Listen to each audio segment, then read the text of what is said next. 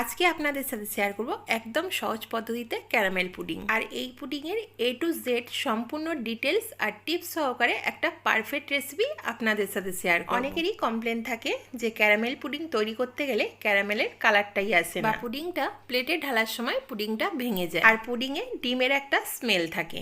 কতটা দুধের সাথে কটা ডিম ব্যবহার করলে পুডিংটা একদম পারফেক্ট তৈরি হবে, এই সব কিছু ডিটেল সহ পারফেক্ট রেসিপি আজকে আপনাদের সাথে শেয়ার করব। আশা করছি আজকের এই রেসিপিটা আপনাদের ভালো লাগবে। নমস্কার বন্ধুরা, ওয়েলকাম ব্যাক টু আরবি স্পেশাল কিচেন। আজকের এই রেসিপিটা আপনাদের ভালো লেগে থাকলে লাইক করে দেবেন আর আপনাদের বন্ধুদের সাথে শেয়ার করে দেবেন। আর আমার চ্যানেলে নতুন হয়ে থাকলে চ্যানেলটিকে সাবস্ক্রাইব করে রাখবেন আর বেল আইকনটা ক্লিক করে অল অপশনটাকে অ্যাক্টিভ করে রাখবেন। তাহলে আমার চ্যানেলে শেয়ার করা এরকম নিত্য নতুন রেসিপির আপডেট সবার আগে আপনারা পেয়ে যাবেন। পুডিং তৈরি করার জন্য সবার প্রথমে আমি গ্যাসের মধ্যে একটা কড়া বসিয়ে দিয়েছি, আর এখানে নিয়ে নিয়েছি একটা বড় চামচ মেপে 4 টেবিল চামচ চিনি। কারণ সবার প্রথমে এখানে ক্যারামেলটা আমি তৈরি করে নেব।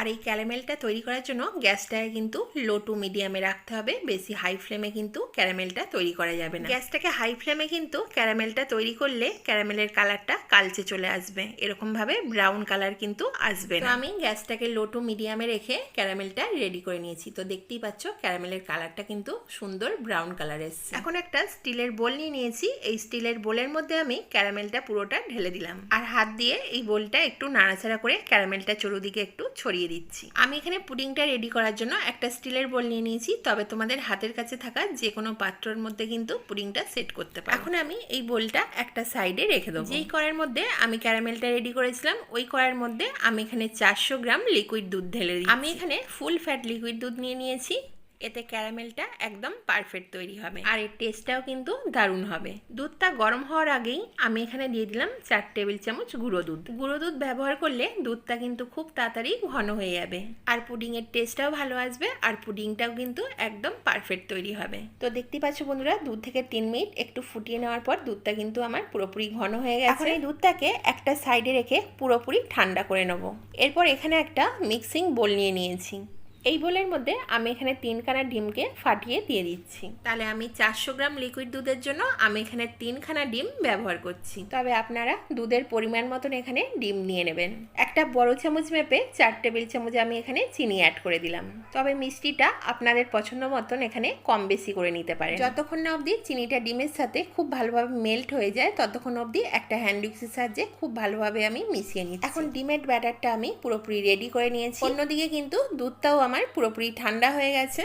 এখন এই ডিমের ব্যাটারের মধ্যে আমি লিকুইড দুধটা পুরোটা ঢেলে দিচ্ছি। সবার লাস্টে আমি এখানে দিয়ে দিচ্ছি এই চামচ মেপে 1/2 টেবিল চামচ ভ্যানিলা এসেন্স। এতে পুডিংয়ে কোনো রকম ডিমের স্মেল থাকবে না, তবে আপনাদের হাতের কাছে যদি ভ্যানিলা এসেন্স না থাকে তাহলে কয়েক ফোঁটা লেবুর রসও এখানে ব্যবহার করে দিতে পারেন। পুডিং থেকে কোনো রকম ডিমের স্মেল আসবে না। বন্ধুরা, আশা করি আপনারা টিপসগুলো বুঝতে পারছেন। টিপসগুলো বুঝতে আপনাদের কোনো রকম অসুবিধা হচ্ছে না। আর যদি কিছু টিপস বুঝতে অসুবিধা হয় তাহলে আমাকে কমেন্টে জানাবেন, আমি কমেন্টে রিপ্লাই দিয়ে দেবো। অন্যদিকে ক্যারামেলটা আমার পুরোপুরি ঠান্ডা হয়ে গেছে, তো দেখতেই পাচ্ছেন আপনারা ক্যারামেলটা পুরোপুরি জমে গেছে। এখন এখানে চা ছাঁকনি একটা নিয়ে নিয়েছি, দুধটা কিন্তু অবশ্যই এখন একটু ছেঁকে আমি ক্যারামেলের মধ্যে ডাইরেক্ট ঢেলে দিই। আর অবশ্যই কিন্তু দুধটা একটু চা ছাঁকনি দিয়ে ছেঁকে নিতে হবে, এতে পুডিংটা একদম পারফেক্ট তৈরি হবে। অন্যদিকে আবারও আমি গ্যাসের মধ্যে একটা কড়া বসিয়ে তার মধ্যে কিছুটা জল ঢেলে দিলাম।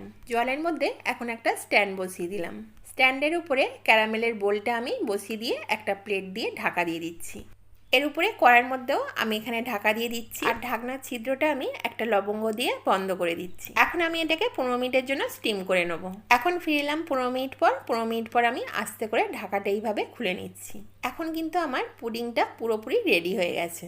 এখন আমি পুডিংটা ভালোভাবে ঠান্ডা করে নিয়ে ফ্রিজে আমি 2 ঘন্টার মতন রেখে দিচ্ছি। এখন কিন্তু পুডিংটা আমার পুরোপুরি ঠান্ডা হয়ে গেছে। আচ্ছা, পুডিংটা কিন্তু বেশ কিছুক্ষণ ফ্রিজে রেখে ভালোভাবে ঠান্ডা করে নিতে হবে। আমি এখানে পুডিংটাকে 2 থেকে 2.5 ঘন্টার মতন ফ্রিজে রেখে ঠান্ডা করে নিয়েছি। তবে আপনাদের হাতে যদি আরো বেশি সময় থাকে তাহলে পুডিংটা আরো বেশিক্ষণ ঠান্ডা করে নিয়ে তারপরে প্লেটে ঢালবেন। এরপর একটা ছুরির সাহায্যে আমি ধারগুলো আস্তে করে ছাড়িয়ে নিলাম। এবার একটা প্লেটের মধ্যে আমি আস্তে করে এইভাবে বোলটাকে উল্টে বার করে নিলাম। তো দেখতেই পেলেন বন্ধুরা কতটা ইজিলি ভাবে পুডিংটা প্লেটের মধ্যে বেরিয়ে গেল। এখন একটা ছুরির সাহায্যে আমি পুডিংটা কেটে দেখাচ্ছি যে পুডিংটা কতটা পারফেক্ট তৈরি হয়েছে। তো তো দেখতেই পাচ্ছেন বন্ধুরা কতটা সুন্দর আর কতটা পারফেক্ট তৈরি হয়েছে পুডিংটা। তাহলে আর দেরি না করে এই প্রসেসে আপনারাও বাড়িতে পুডিংটা বানিয়ে নিন। আর এই পুডিংয়ের টেস্টটা হয় মুখে লেগে থাকার মতন, এক পিস খেলেই কিন্তু মন প্রাণ ভরে যাবে। তাহলে আজকের এই রেসিপিটা আপনাদের কেমন লাগলো অবশ্যই আমাকে কমেন্টে জানাবেন। তাহলে আজকের মতন এই পর্যন্তই, দেখা হচ্ছে আবার কোনো নিত্য নতুন রেসিপির সাথে। সবাই সুস্থ থাকবেন, ভালো থাকবেন।